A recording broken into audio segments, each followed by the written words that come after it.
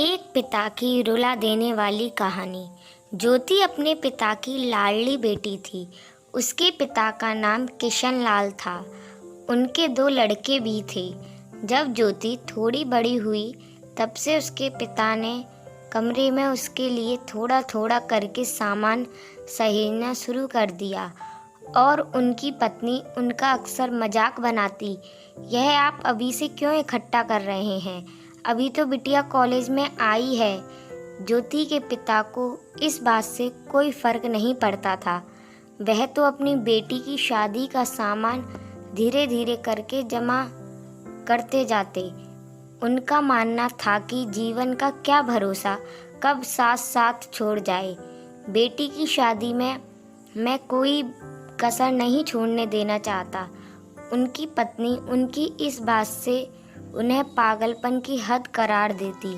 ज्योति की स्नातक की पढ़ाई पूरी होने जा रही थी। उसके पिता ने दिल्ली के परिवार में उसका रिश्ता तय कर दिया। लड़का इंजीनियरिंग कर रहा था। ज्योति के पिता बड़े खुश थे और जल्द विवाह करना चाहते थे, लेकिन अभी ज्योति की 1 साल की पढ़ाई और बाकी रह रही थी। उधर तुषार की भी इंटर्नशिप बाकी थी। एक दिन किशन लाल की तबीयत बिगड़ी और उन्हें दफ्तर से ही अस्पताल भर्ती करवाया। उनकी रिपोर्ट आई तो पता चला उन्हें लंग कैंसर है। डॉक्टर ने उन्हें आगे उपचार की सारी प्रक्रिया समझा दी। उस अस्पताल का डॉक्टर विनोद उनका खास दोस्त भी था।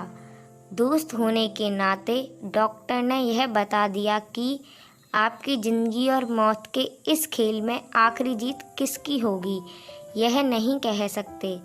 ज्योति के पिता ने यह बात अपने घर पर किसी को नहीं बताई, यहाँ तक कि अपना भी ट्रांसफ़र घर से दूर करवा लिया।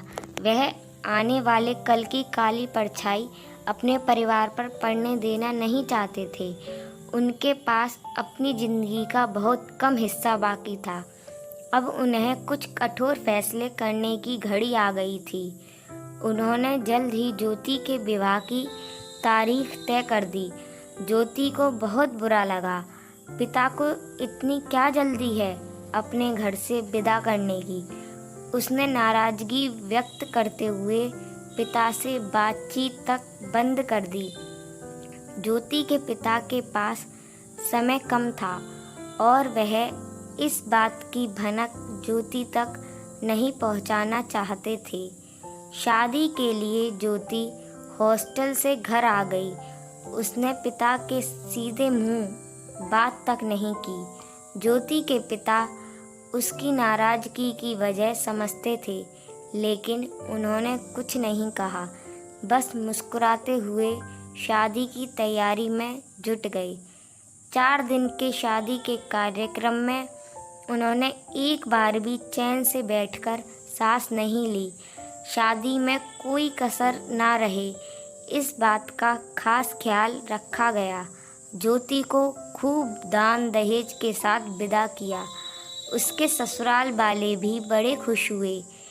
इतनी अच्छी खातिरदारी के साथ साथ सबका मान सम्मान भी रखा।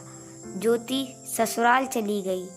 कुछ दिन बाद उन्होंने दोनों बेटों के लिए भी अलग अलग संपत्ति का हिस्सा करके एक घर पत्नी के नाम कर दिया।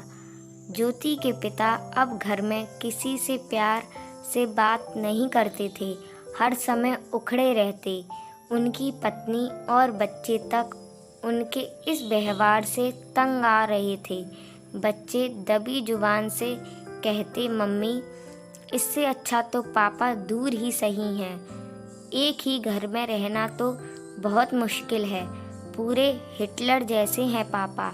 ज्योति की माँ भी इस बात का समर्थन करती। हनीमून से लौटने के बाद ज्योति पग फेरे के लिए मायके आई थी। उसके पिता बैठक में बैठे थे। ज्योति को आया देखकर बहुत खुश हुए। ज्योति की नज़र जब पिता पर पड़ी तो अपनी सारी नाराज़गी भुलाकर उनकी ओर प्यार से आगे बढ़ने लगी। तभी उसके पिता का व्यवहार और मिजाज पल भर में बदल गया। ज्योति को अपनी आंखों से दूर जाने का संकेत दिया और खुद उठकर अपने कमरे में चले गए। ज्योति पिता के इस बदले व्यवहार से परेशान सी हो रही थी। घर में किसी ने यह ध्यान नहीं दिया कि क्यों उसके पिता एकदम से परिवार से अलग थलग रहने लगे, सबसे चिढ़कर बात करते। थोड़े दिनों बाद ज्योति के पिता वापस अपने काम पर लौट गए। घर में सबने राहत की सांस ली, किसी ने उनकी कमी महसूस नहीं की। समय के साथ ज्योति के पिता ने अपनी बीमारी के आगे घुटने टेकना शुरू कर दिया। वो एक बार और फिर हॉस्पिटल के बिस्तर पर आ गए। डॉक्टर ने बताया कि उनका कठिन समय निकट आ गया है, घर वालों को बुला लेना चाहिए। ज्योति के पिता ने डॉक्टर से कहा, मेरी आखिरी इच्छा है, आप मेरी बीमारी के बारे में मेरे परिवार से कुछ नहीं कहेंगे, मेरे मरने के बाद भी नहीं। मैं नहीं चाहता मेरे जाने के बाद मेरा परिवार मुझे याद करे, क्योंकि यादें बड़ी कड़वी होती हैं, व्यक्ति को हमेशा दुख देकर जाती हैं। जब मुझे मालूम है मैं ठीक नहीं हो सकता, तो इस गम का असर मेरे परिवार पर नहीं पड़ने देना चाहता। मैंने उनके लिए इतना तो कर दिया है कि इस जन्म में उनको मेरे बिना उन्हें कोई कष्ट या भाव नहीं देखना पड़ेगा। विनोद एक डॉक्टर के साथ उनका दोस्त भी था, उनकी भावनाओं को समझ सकता था। उन्होंने उनसे वादा किया कि वह ऐसा ही करेंगे। ज्योति के पिता का आखिरी दिन करीब आ गया था। आज उनकी सांसें धीमी होती जा रही थी। डॉक्टर विनोद ने घर पर सूचना देना उचित समझा। घर के सब लोग आ गए। ज्योति भी अपने पति तुषार के साथ आ गई थी। सबने पहली बार पिता को इतना थका हुआ और बीमार देख रहे थे। वह समझ नहीं पा रहे थे उन्हें क्या हो गया है। एक आखिरी बार किशनलाल ने धीमी होती सांसों और बंद होती आँखों को उठाकर एक नज़र परिवार को देखा और हमेशा के लिए अपनी आँखें बंद कर ली। हॉस्पिटल की तमाम औपचारिकता के बाद जब उन्हें घर ले जाने की तैयारी कर रहे थे, हॉस्पिटल के काउंटर पर बिल बकाया पता किया तो कहा गया उन्होंने मरने से पहले ही सब चुका गए थे।